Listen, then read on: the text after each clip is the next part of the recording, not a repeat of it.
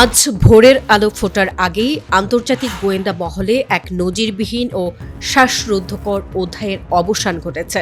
বিশ্ব সমরাস্ত্র ও গুপ্তচর বৃত্তির দুনিয়ার সমস্ত সমীকরণকে এক ঝটকায় ধুলোয় মিশিয়ে দিয়ে এবার দেশের ভেতরে জাল বিছানো CIA এর মোস্ট ওয়ান্টেড ব্ল্যাক এজেন্টকে সরাসরি ফাঁসির মঞ্চে ঝুলিয়ে দিয়েছে ইরানের কাউন্টার ইন্টেলিজেন্স রেজিমেন্ট।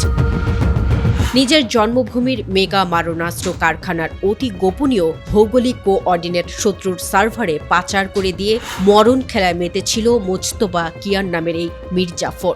ভোররাতের এক দমকা হাওয়ায় জল্লাদের চাবুকে তার জীবনের চূড়ান্ত জবনিকা টানা হয়েছে। তদন্তকারীদের হাতে আসা হাড়হিম করা তথ্যে জানা গেছে মোজতবা কিয়ান সরাসরি ইহুদি আমেরিকান শত্রুদের তৈরি করা আন্ডারগ্রাউন্ড স্যাটেলাইট চ্যানেলে ইরানের সামরিক সরঞ্জামের যন্ত্রাংশ উৎপাদনকারী কারখানা নিখুঁত কোঅর্ডিনেট ও ভেতরের তথ্য পাচার করছিল।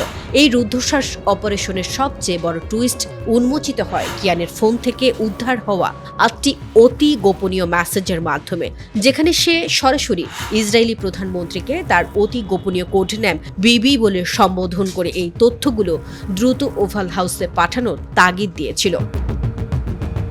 কারিগরি বিশ্লেষণে দেখা গেছে এই বিশ্বাসঘাতক তথ্য পাঠানোর ঠিক 3 দিন পরই ওভাল হাউসের দূরপাল্লার ক্ষেপণাস্ত্র নিখুঁতভাবে আঘাত হেনে ইরানের সেই মেগা ডিফেন্স সাইটটিকে সম্পূর্ণ ধূলিসাৎ করে দেয়। কিন্তু শত্রুরা তাদের মিশন উদযাপন করার আগেই ইরানি সাইবার ফোর্সের হাইটেক ট্র্যাকিংয়ের জালে কিয়ানের অবস্থান লাইভ ভেসে ওঠে।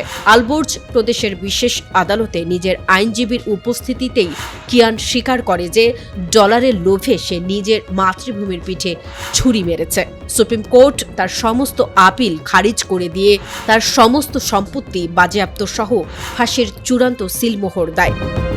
ইরানের বিচার বিভাগীয় প্রধানের কড়া ডিক্লারেশনের পর গ্রেফতার থেকে শুরু করে ভোররাতের ফাঁসি পর্যন্ত পুরো প্রক্রিয়া সম্পূর্ণ করতে ইরান সময় নিয়েছে মাত্র 50 দিন। পেন্টাগনের পোষা সবচেয়ে বিশ্বস্ত এজেন্টকে এভাবে মুহূর্তের মধ্যে খাঁচায় পুরে নিশ্চিহ্ন করে দেওয়ার এই ইরানি চাবুক কি তবে মধ্যপ্রাচ্যে পশ্চিমাদের গোয়েন্দা আধিপত্যের কফিনে শেষ প্যারেক ঠুকে দিল?